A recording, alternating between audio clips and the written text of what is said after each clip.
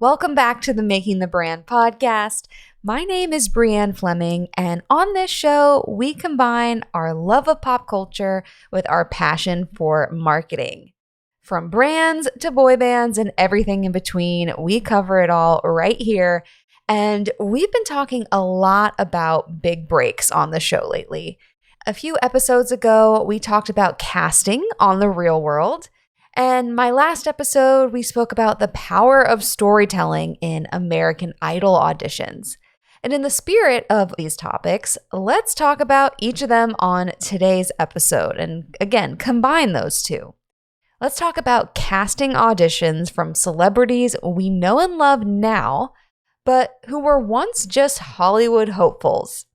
By the end of today's episode, I know you'll feel inspired to go after the roles you want, whether that's on the silver screen or just at your dream company. I'll also wrap up by sharing some of my best job hunting tips. But first, today's episode is sponsored by the University of Florida College of Journalism and Communications Online. For those of you who don't know, I teach in this program. Our online graduate programs offer 8 concentrations and 4 certificates, from social media to public relations, digital strategy, web design, and more. And with a flexible online program designed for busy professionals, you can move at your own pace. Plus, as a top 5 public university, you can be confident in the quality of education you'll receive. Enroll now and take the next step in your career, and maybe I'll see you in class. Now, back to casting and auditions. We just saw Jamie Lee Curtis win Best Actress at the Oscars for Everything Everywhere All at Once. But that doesn't mean she hasn't had her own share of failed auditions over the years. In fact, in the late 80s, she auditioned for Field of Dreams, a classic, and it went so badly, she just stopped in the middle of it. And she said, "Look, guys, I'm really sorry. I'm out," and just walked out. Other auditions gone wrong. Chase Stokes from Outer Banks first auditioned for Stranger Things on Netflix and totally bombed. But now his career is taking off. Outer Banks just released a new season with another one coming out soon. And man, another show that is just on fire, it captures all of our hearts, is Ted Lasso. And can you picture anyone other than Brett Goldstein playing Roy Kent? He's won 2 Emmys for this role, but did you know he almost sat in the shadows as a writer? Brett Goldstein was so grateful to be writing on Ted Lasso that he was really scared to jeopardize that position and to make everyone uncomfortable by saying, "Hey, I think I could play Roy," because if they didn't go for it, then everyone would still have to look at him every day and work with him, and that's a little bit awkward. But one day he mustered up the courage to approach Jason Sudeikis, no big deal, right? Approach Jason Sudeikis and the entire production team and show them why he thought he deserved to play Roy Kent. He ended up recording his own audition tape and did 5 scenes as Roy. And then he emailed it at the end of the day and left. And in his email, he said, "Look, I've had a wonderful time. I've been thinking that I can play Roy, and I think I really get it. But if this makes you at all uncomfortable, or if this video is shit and you're at all embarrassed for me, then just pretend you never got it. I will never ask if you got it, and we could still be friends." So the decision was left up to Jason Sudeikis, and as you know, they went for it, and no one else ever auditioned for Roy. He nailed it. He was truly meant for that role. And I love that he was mortified to shoot his shot and send that email, risking that embarrassment, knowing he would have to see these cast members every day after that possible rejection. But he went for it, and it all worked out. Speaking of other trending shows like Ted Lasso, everyone is also watching season 4 of You, which this season features actor Lucas Gage. I didn't know much about him until I saw him on the Today Show, but you may also know him from season 1 of The White Lotus as hotel manager Armand's love interest. It was very scandalous. If you know, you know. And he was also in Euphoria. Well, today I learned that in November 2020, he was getting ready to audition for a role over Zoom, right? Classic 2020. And as he was getting his camera set up and getting ready to audition, the director didn't realize he was unmuted, and he was criticizing Lucas's, quote, tiny apartment and kind of saying how bad he felt for him. And Lucas ended up putting that recording of that Zoom audition on Twitter without naming the director, but the director actually came forward and apologized. He was so mortified, and I think both of them ended up handling it well, but I recommend looking it up and watching that audition. It was so awkward, and although Lucas didn't get the part, it opened him up to do The White Lotus, which, as you know, ended up being a huge show. So a great silver lining there. Let's throw it back a little bit. So Emma Stone was auditioning on Zoom before it was cool, pre-2020. One of her breakout roles was 2010's Easy A, one of my favorite movies, and a scheduling conflict almost prevented her from auditioning at all. But if you remember, if you've ever seen Easy A lot of this movie is actually spoken into a webcam, so it worked in her favor. And you can still find and watch this audition on YouTube. I don't know if it's just me. I love digging up actors and actresses' old auditions on YouTube. It's just so interesting to see them in that state before they achieved such success and to see them just being so vulnerable. One of my favorites to look up and watch is Rachel McAdams when she auditioned for The Notebook. Her performance was incredible. They were so relieved when she auditioned because they hadn't found their Ally yet. And rumor has it that even stars like Britney Spears and Reese Witherspoon were auditioning to play Ally, but Rachel McAdams, who was not a huge star back in 2004, just wowed everyone in the casting room, so much so that she brought all of them to tears. And you know how it goes in The Notebook. I mean, it's quite a tearjerker. But how about one of the most legendary actors ever, Harrison Ford? I love watching him in Shrinking on Apple TV. It's a new series. They just wrapped season 1. Go watch it if you haven't seen it yet. But did you know he worked as a carpenter before landing the role of Han Solo in Star Wars, which totally kickstarted his career? According to 80skids.com, Harrison Ford was very particular about his work.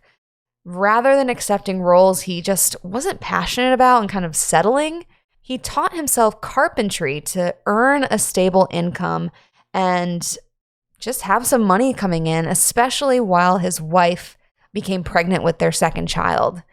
He went on to say, "Through carpentry, I fed my family and began to pick and choose from among the roles offered to me. I could afford to hold out until something better came along, but I never gave up my ambition to be an actor. I was frustrated, but never felt defeated by my frustration." This is a great reminder that there's nothing wrong with having a job while working on your side gig or your passion project until your big break, until you get it to a place that is secure and you can potentially go all in on that big dream. There's just so much security in that. Okay, one more audition story I have to share. This year, we're celebrating 25 years of Titanic. Oh my gosh, how is it that long ago? But did you know that Kate Winslet first auditioned to play Juliet alongside Leonardo DiCaprio in Romeo and Juliet in 1997? She ultimately lost out this role to Claire Danes, but it later led to her playing the lead in Titanic, a far more iconic movie that, again, just put her on the map. So you never know what is right around the corner, and you know, those opportunities that you think you want, but you don't get, they also create space for other opportunities. So if you're looking for your next role, I won't lie to you and say it isn't competitive. It was competitive for all of these actors and actresses, but why not you? And even with rejections, something better may come along. So, in the spirit of that, here are some things that have worked for me in the past while job hunting. I can't say I've ever auditioned for a TV show or for a movie, but I have secured some roles in the corporate world and in marketing. And this advice may not be for everyone, especially if you're burned out from the job market. I know things are really hard right now, but this has just been my experience, and these are some recommendations. The first, bring your resume into the 21st century. I simply mean this by formatting your resume. We're still seeing these very bland Times New Roman font resumes that all kind of look the same. I'm not saying yours should be splattered with color and have pictures on it and be over the top, but it can still feel modern and be professional. You don't have to have a Times New Roman, super traditional template to showcase your skills and to have a professional resume. So format it in a way that's a little bit more updated. I tend to recommend a sans serif font instead of a serif, which is a bit more traditional. There are still some really polished and professional sans serif fonts out there. Also, don't forget to tailor your resume for every job and to write like a human. You want it to be digestible. I know tailoring your resume for every job can seem like a lot, especially if you're applying for a bunch of different jobs and you just want to send the same one off every time. But if it's one that you really want, you want those bullet points and that experience to be as relevant to that job description as possible. So make sure you can see those consistencies and see that alignment. Next is nurture relationships. This goes without saying, but you want to network before you need to network. So if you get laid off or circumstances change, you already have a group of individuals, a group of mentors, people you can turn to who will help you find that next opportunity, which leads to finding a way in at that company. Instead of just throwing your resume into the abyss of those application portals where they get hundreds, if not thousands of applicants, find someone's email. Send it to someone directly, because otherwise it's just going to get lost in that shuffle. If you can find a way, even if it's not exactly the right person, but find a way to contact someone on that team or to bypass that portal a little bit, it's going to get your resume to the top and help guarantee that it actually gets reviewed. So this has worked for me countless times. I've even DM'd my way to a job and to landing an interview before. So just make it personal. Try to sidestep those portals. Of course, apply through those as well, but see if you can make some type of connection and be sincere about it. Be complimentary. Don't just make it all about you. Explain why you love that company or what interests you in that position. People more than likely are willing to help you out and pass along your information. Next, it's a little old school, but drop off your resume in person. Yes, a hard copy. This has worked for me for every job I've tried it with. I kid you not. Every time I've dropped off a resume in person, I have gotten that job. And I've made it super casual. I would just say, I heard about this position here. I just wanted to come by and hand deliver my resume and potentially shake the hiring manager's hand. Twice, this has led to me pretty much being interviewed on the spot. It's not for everyone, but it can be effective.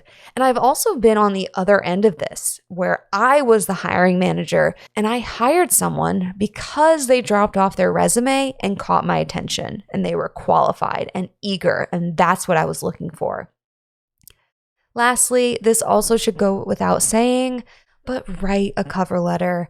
I am a huge proponent of cover letters. Some people think they're outdated and unnecessary and time-consuming, and they're they certainly are time consuming.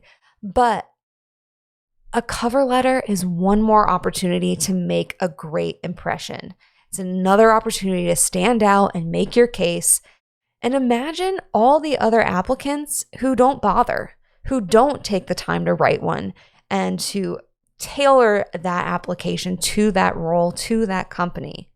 If you do this, if you go that extra mile, even if the thought of writing one more cover letter makes you want to scream, I get it, but you'll instantly have a leg up. Lastly, I just want to share a quick anecdote. If you're trying to get your start in marketing, I'll share what worked for me when I was entry level. I had applied at tons of different agencies and big corporations, and I had no work experience. I had internships and jobs in college, but no real world experience. And it wasn't until I applied at a nonprofit for a marketing coordinator job that I was finally given a chance. And this worked for me because nonprofits, for the most part, they tend to not have huge marketing budgets. So, quite frankly, they can't afford people with tons of experience usually. And they also tend to not have room to hire a huge team, right? They don't have teams of 10 marketing people like you might see at corporations. Not all of them, but at least at this nonprofit that I applied for, it was a very general marketing coordinator role. They had no one else in marketing. So I was able to dive right in and do everything from social media to graphic design to PR. And as an entry-level role, it was really great to test out all of those different job responsibilities, to figure out what I liked best, and to really feel needed in that role and to get some experience. So it's also a great opportunity to love the work that you're doing and to feel like you're giving back in a meaningful way. So if you're feeling a little discouraged hiring at big corporations and agencies, don't forget to check out nonprofits. It can really be an incredible opportunity. So I hope these stories from different celebrities and the ups and downs of their careers have inspired you to take the next step in yours. There are obviously going to be twists and turns and doors potentially slammed in your face, but keep going. Why not you? You can do anything you set your mind to. If you're a fan of this podcast, be sure to subscribe, or better yet, leave a review. For marketing wisdom with a pop culture twist sent straight to your inbox, sign up for my newsletter at briannefleming.com/newsletter, or find me on Twitter at Brianne2K. As always, thanks for listening.